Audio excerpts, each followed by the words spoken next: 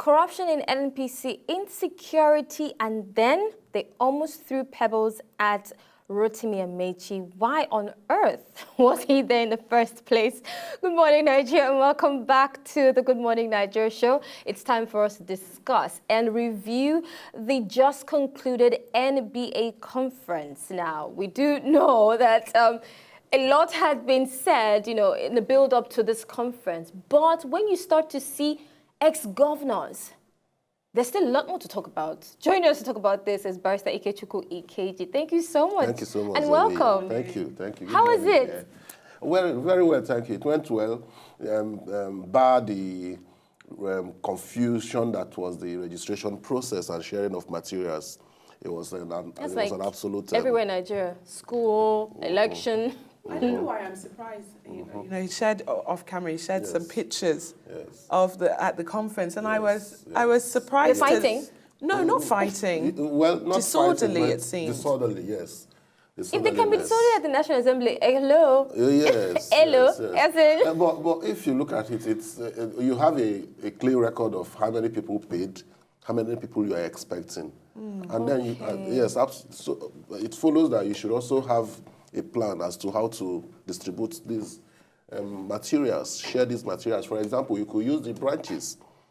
You could give the branches, as many as are coming from the branches, you give them their materials, and they take care of their members. But that wasn't what happened. You've paid and... But away from the logistics, and apologies for every inconvenience that you were put through, and to the rest of the lawyers that attended, after paying to attend, part of the highlights of the conference was the corruption cases, the probe, and the president saying that lawyers should not encourage these looters. We'll get there. But in another vein, they talked about the SAN, conferring SAN on National Assembly members, third of which is the protest. These are the three major highlights and so many more that we want to look at with you. Which do you want to take on first? Anyone. Okay, let's talk about Amechi first. Rotimi Amechi, former governor of River State. Why was he there at the NBA conference? I think it was nothing short of preposterous. It was abnormal, if you like, for the NBA to even think of pairing Amechi with Oshomole in a session, and even bringing Amechi to a session of NBA. It's bad on its own. Let me just put in this what the session was called. That had the theme "Public Perception of Lawyers: Is the Esteem Justified?" And I wonder why. I find it should be so parochial as to restrict yourselves to just two governors that are from the same camp and are of whose opinions people have of them are very rash, as it were. It's terrible, but it has happened. It has happened. There were protests, genuine protests, legitimate, valid. Were they pulled down? Yeah? Were they pulled down from the sessions? No, they were not. Exactly. Of course, so it didn't meet any end. Yes, it didn't. But the message was passed that lawyers from River State were not happy. Lawyers that protested were from River State. They made it clear that they were not happy with Amechi being invited to the NBA conference. After the crumbling of the judiciary system for close to 2 years or thereabouts, which was a terrible thing. And we know, when Buhari addressed the conference, we weren't surprised to hear, him talking about, anti-corruption, and again, the lawyers being told they should be a part of the fight. These are words that get thrown around, easily. Yes. But I wonder, how exactly do you feel that the lawyers can be on board and a part of this anti-corruption war we seem to be having right now? Because I'm also thinking that you get your client, comes to you. I want you to defend me in this case. Yes. I am not guilty. Yes. These are, the evidence I will provide. Yes. These and more. Yes. How do you turn down such a case if that's what he thinks will be a way of you shooting down and encouraging this anti-corruption crusade? Yes, it touches clearly on ethics of professional conduct. One of our rules of professional conduct is that you do not reject briefs as a lawyer for the simple reason that you believe in the guilt of the person coming to ask you to defend him. The worst you can do is to advise the person as to his options, as to the options that are available to him or her in terms of pleading guilty, asking for ameliorated punishment or penalty or plea bargainings or yes, but to reject briefs is out of the question. It is against the professional. Which is good for us in terms of if there's guilt, if someone is guilty, then it should be proven guilty. They too you should exhaust the process provided for under the law of presuming a person innocent until proven guilty in a court of law. Gets into the court, let him plead guilty clearly and transparently, or let him say, okay, I'm not guilty, even if you have all the evidence. Come out, provide the evidence, and prove your case. That is our law. That is our law. We call it the adversarial system of jurisprudence. That is to say, you presume someone innocent until the person is proven guilty. So to say, as is being bandied around, that lawyers should not defend corrupt persons is already pronouncing the person almost corrupting itself. Exactly, without going through that process. Yes. Well, still on corruption, it was linked with NNPC. Please give us a brief, summarize what was said and the conclusion reached.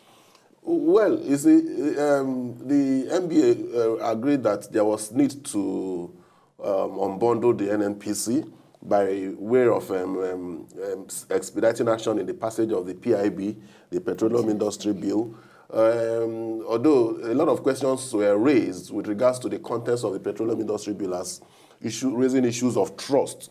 For example, the 10% host community fund was came to the fore, and it resulted in the House of Representatives inserting a clause that now made just about every community in Nigeria a host community, an absurdity. So that question came up, and it was said that that particular new clause is it should be discarded, because host community, by the intention of the phrase host community, shows that production or source, where they can locate oil, production or source, where it comes from, or where there's production facility, and by and large, it was also said as an addendum to that. We took it to the legislative advocacy angle, where it was said that for bills like PIB that have almost reached the final point of passage, but because it was not passed. If you now come to the next National Assembly, that is, for example, the 8th Senate or the 8th House of Representatives, you have to start afresh. So we suggested that there should be a new regulation whereby whatever laws or bills that have started would continue into the next dispensation. We had that PIB as the reference point, as an example of a case where you may have to start a long process that would be tedious, whereas you had already done the same thing earlier on. I understand there was also a push from lawyers for the removal of the fuel subsidy. Yes. So I wonder when we read that there's this push for these things, or the lawyers are saying that this should happen, what's the next stage in terms of seeing this put into place or rejected totally? It's a very touchy issue in my view, the question of fuel subsidy. Yes, the agreement of lawyers at the conference was that there was need to remove the fuel subsidy. How is that agreement? Sorry, how does that come about? Is there a vote? How does everyone get to? You're in one voice to say this is how it may not be one voice. No, it may not be one voice. Like a session, a sitting where lawyers sit, a panel is set up. Discussants talk, everybody talks, and the majority opinion is sifted and presented as the decision of the session. So that was how it came about, that the session decided that the fuel subsidy regime should be looked into, and possibly the subsidy itself removed, because it's a platform for litany of corruption. So there's no actual vote. I'm trying to understand the conference in itself. There are different sessions, but are there different sessions holding at the same time? Yes, at the same time. So that means you just had a cross-section of some of the lawyers at a particular session, yes, and those lawyers now, that's the voice that's going forward on behalf of all the lawyers. Apparently, wow. because Exactly. yes, apparently, yes, we have 5 days for the conference, and they're about.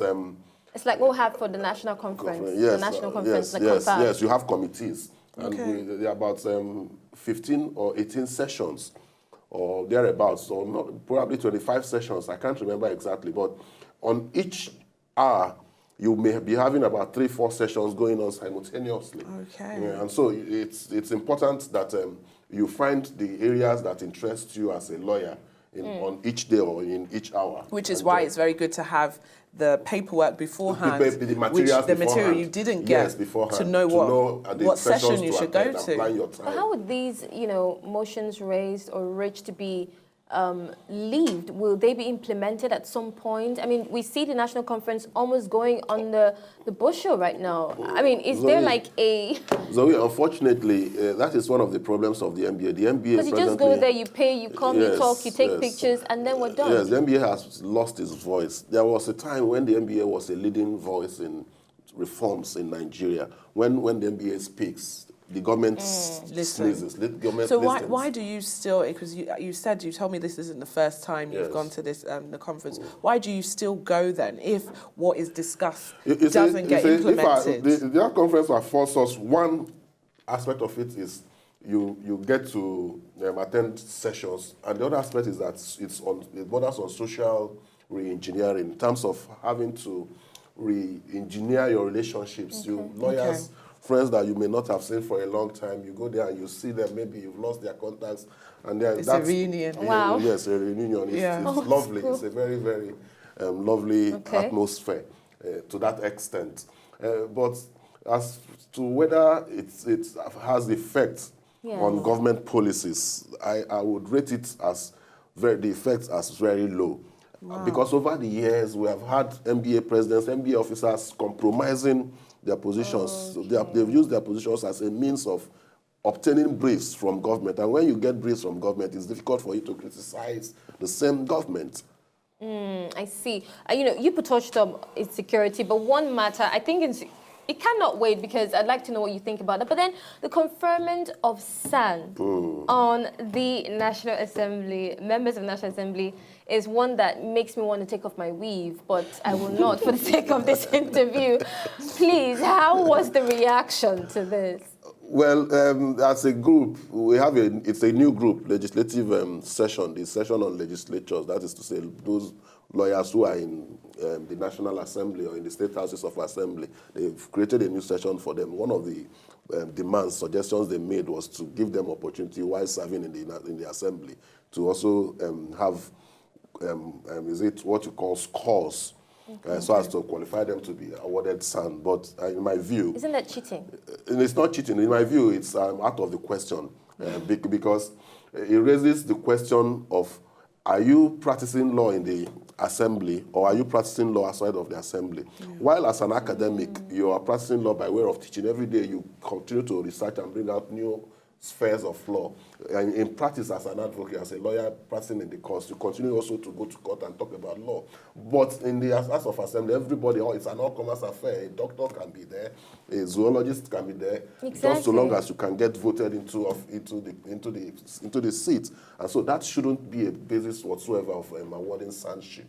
But however, even if it's accepted, there has to be some procedure of amendment of requirements. How important is this conference, looking forward? Is this something we should still be hoping to continue? Because I'm just trying to picture people watching at home thinking, okay, so is the best thing that comes out of this conference wonderful lawyers like yourself having a reunion with other lawyers and nothing being implemented? Should I know you might not like me for saying this, but should we just forget about the conference altogether? No. I honestly think that if you improve the registration processes, the preliminary processes, and improve the watchdog part of the MBA towards the government, the activist civil society aspect of being a watchdog.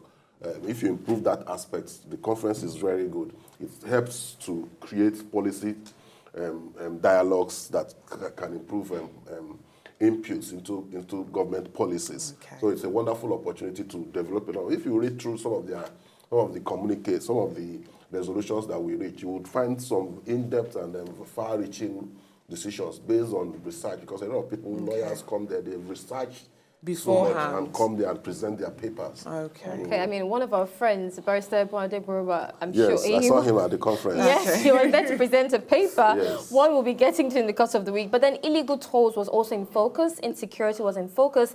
Lasso fee hike, I mean, from the Fashola administration in government here in Lagos, it was also in focus. Can you just give us tidbits of what was reached, starting with insecurity? I mean, I'm wondering how the lawyers would weigh into that. How we weigh into that is with regards, for example, to the laws, enabling laws that will be used to tackle insecurity, the anti-terrorism law, money laundering act, and all that. So that's how we weighed in. We said that some of the laws are outdated, and there was need to review these laws to make them up to par, up to speed with the realities of today.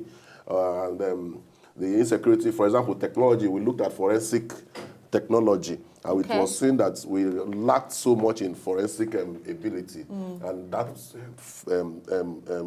stalls the fight against insecurity, against insurgency. And so we looked at it and suggested that in a lot of ways that if we improve our forensic technology as a legal machinery for legal administration, that Nigeria will be better off for it. So let's just hope that Illegal this gets tolls. picked up. Are there and illegal implemented. tolls? Illegal tolls, Yes. as in tolling payments. No, illegal toll gates. Yes. As in, it was in focus. I'm wondering. Yes, I'm sure Barrister Ikechukwu was on the forefront of that one. Yes, he has a personal interest there. If you remember, he went to court with regards to the Lekki. Took them to court. Yes, the illegality in it is what he comes out to say. For example, where government provides roads as a social amenity, as a social infrastructure, what is the legality of coming back again to toll on it? And where you have a road, a 2, 4, 3, 4, 5, 6 kilometer road, and you have 3 tolling points on it, how legal is that? Yes. Okay. Yes. All right. We have to drop at this point, stop here at this point. One matter we didn't touch on, though, is the lasso fee hike. We'll be heading over to the news center. Victor is standing by with News Express. Well, I think it would be nice to just pick your brain for 1 more minute on the lasso fee hike. What was said about my it? brain physical? He wants to pick it, sorry. What was said about the lasso fee hike? The lasso fee hike was condemned, as a matter of fact, even though it was, they tried to justify it. It was condemned, and of course, the result of the condemnation is seen because the Lagos State government bulged and reduced its fee. Till now, the fees are still reduced, but we don't know what will happen with the new administration. I mean, it's clear that they were in the wrong. Yes, I mean, these condemnations will continue, but then as to how far these are implemented, these, fused into government policies is something that is still up for debate. So, did you like what you just saw? I know you did. It's very simple. If you want to see more, just subscribe to our channel right now.